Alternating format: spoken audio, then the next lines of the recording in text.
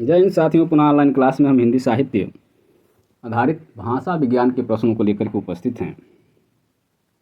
आज का पहला प्रश्न है, आधुनिक भाषा विज्ञान का जनक कौन है? तो ये हैं सोस्यूर।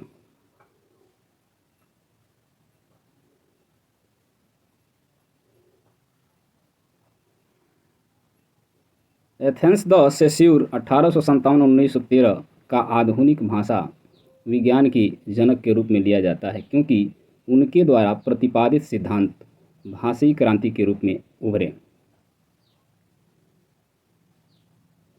अगला प्रश्न है कि किस विद्वान ने सर्वप्रथम आर्य भाषाओं के अध्ययन की ओर भाषा वैज्ञानिकों का ध्यान आकृष्ट किया? तो ये थे हार्नले। व्याख्या देखते हैं।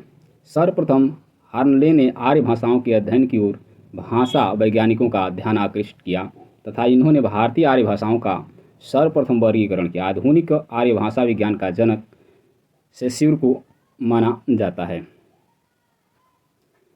भाषा विज्ञान की दृष्टि में प्रयत्न लांघव का अर्थ है, तो यह है उच्चारण की शुद्धि।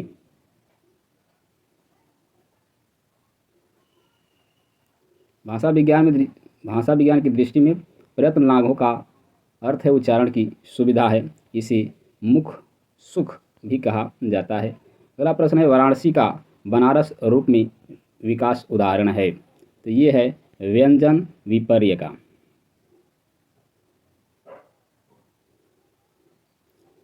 विपर्य किसी शब्द के स्वर, व्यंजन अथवा या अक्षर एक स्थान से दूसरे स्थान पर चले जाते हैं और दूसरे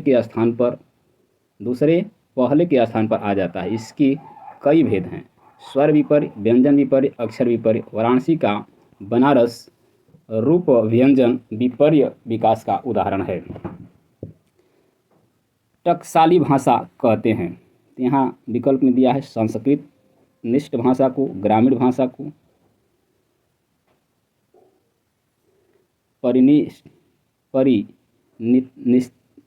परिनिष्ठित भाषा को और कृत्रिम भाषा को। तो यहाँ हम कहते हैं परिनिष्ठित भाषा को। भाषा विज्ञान के अनुसार मानक भाषा को आदर्श भाषा, टकसाली भाषा तथा परिनिष्ठित भाषा भी कहते हैं। किसी भी भाषा का उसकी विभिन्न रूपों की अभिव्यक्ति के माध्यम के लिए उसका मानक रूप ही प्रयुक्त होता है। इसलिए हिंदी को प्रयोजन मूलक प्रयुक्ति के माध्यम के परिप्रेक्ष्य में उसके मानक रूप पर विचार करना आवश्यक हो जाता है।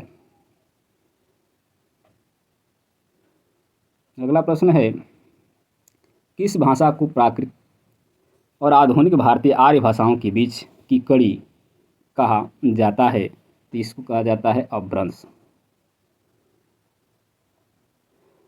अपभ्रंश भाषा को मध्यकालीन आर्य भाषा और आधुनिक भारतीय आर्य भाषाओं के बीच की कड़ी माना जाता है। यही कारण है कि अपभ्रंश को संधिकालीन भाषा भी कहा जाता है। अपभ्रंश का सबसे प्राचीन उदाहरण प्रमाण भरत मुनि की नाट्यशास्त्र में मिलता है, जहाँ इसे विभ्रष्ट भाषा कहा गया है। दंडी इसे आभीर भाषा कहते हैं, जबकि किशोरदास वाजपेयी इसे लड़ भाषा कहते हैं।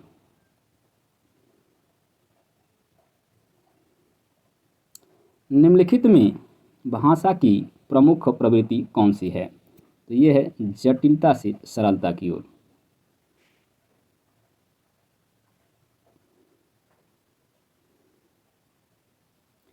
भाषा वैचारिक एवं मानस पटल पर उद्वेलित होने वाली भावनाओं का प्रतिबिंब है। विश्व में कई भाषाएं बोली जाती हैं और संभवतः सभी भाषाएं आपस में संवेदना के स्तर पर जुड़ाव रखती हैं, परंतु हिंदी भाषा अपनी सहजता और लचीलेपन के कारण संवेदनशीलता की इस विशेषता को अत्यंत निकट है।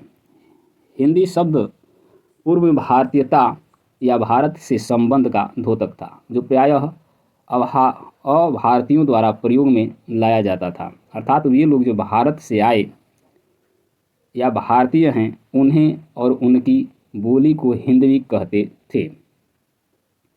कालांतर में यह शब्द हिंदी प्रदेश की उपभाषाओं और बोलियों के लिए प्रयुक्त होने लगा। हिंदी के इतिहास पर नज़र डालें तो पाते हैं कि इसका इतिहास हजार वर्ष से भी पुराना है तथा यह भाषा अपनी विकास प्रक्रिया में एक गतिशील नदी की तरह बहती हुई निरंतर जटिलता से सरलता की ओर अग्रसर होती गई। अब अगले पृष्ठ पर चलते हैं।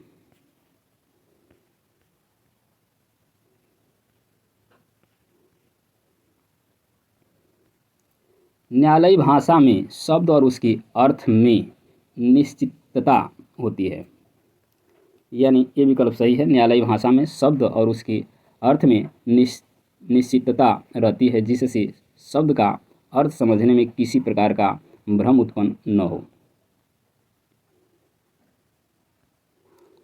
कोई भी बोली या भाषा मानकता प्राप्त करने पर हो जाती है सरल। किसी भी बोली या भाषा की एक मानकता होती है जिसे प्राप्त कर लेने पर वह बोली या भाषा सरल हो जाती है। एकाक्षरी भाषा परिवार से तात्पर्य है, तो ये है चीनी भाषा परिवार।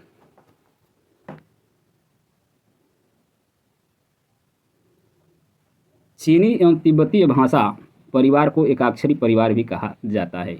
यह उसकी आकृतिगत विशेषताओं को प्रभावित करता है। इस परिवार की भाषाओं का मुख्य क्षेत्र चीन, तिब्बत एवं बर्मा है। भूटान एवं भारत के उत्तर क्षेत्र में भी इस परिवार के बोलने वाले हैं। इस परिवार की मुख्य भाषा चीनी है। अगला प्रश्न है, ज्ञान विज्ञान के तत्वों को व्यक्त करने वाली विशेष शब्दावली को कहते हैं। क्या कहते हैं? तो पारिभाषिक शब्दावली कहते हैं। व्याख्या देख लेते हैं।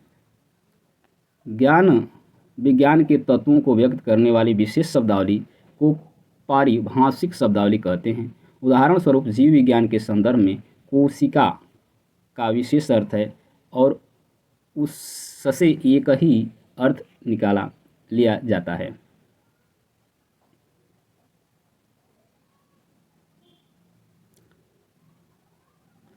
पारिभाषिक शब्दावली किसे कहते हैं? तो ज्ञान की किसी एक शाखा की जिज्ञासु के लिए, यानी सी विकल्प सही है।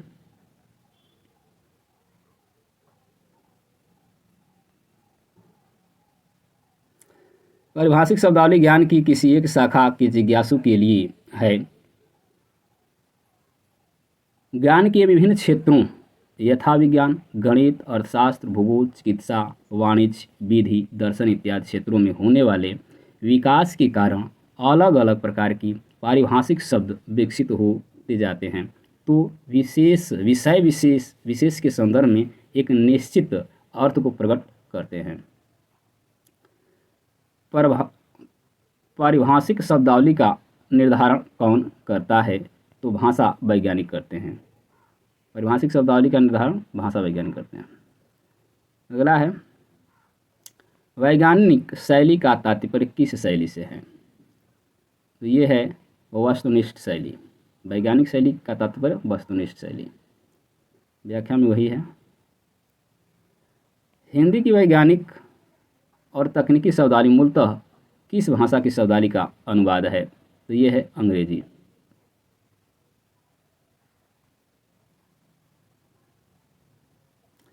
हिंदी की वैज्ञानिक और तकनीकी शब्दावली मूलतः अंग्रेजी भाषा की शब्दावली अनुवाद, जैसे मीटर, रेडियो, किलोग्राम, थर्मामीटर इत्यादि।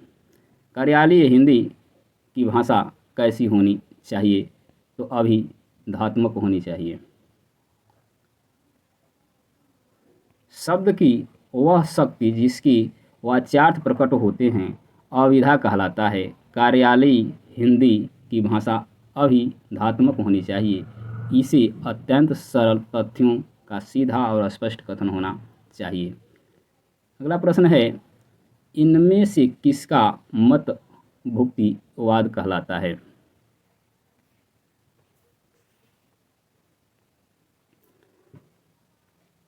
इनमें से किसका मत भुक्तिवाद कहलाता है? तो भट्ट नायक का है। उपयुक्त व्याख्या में हम देख चुके हैं। तो आज के लिए बस इतना ही। पुनः अगले वीडियो में हम इसके आगे के प्रश्नों को लेकर उपस्थित होंगे। तब तक के लिए धन्यवाद। वीडियो को लाइक शेयर करें और चैनल को सब्सक्राइब करें।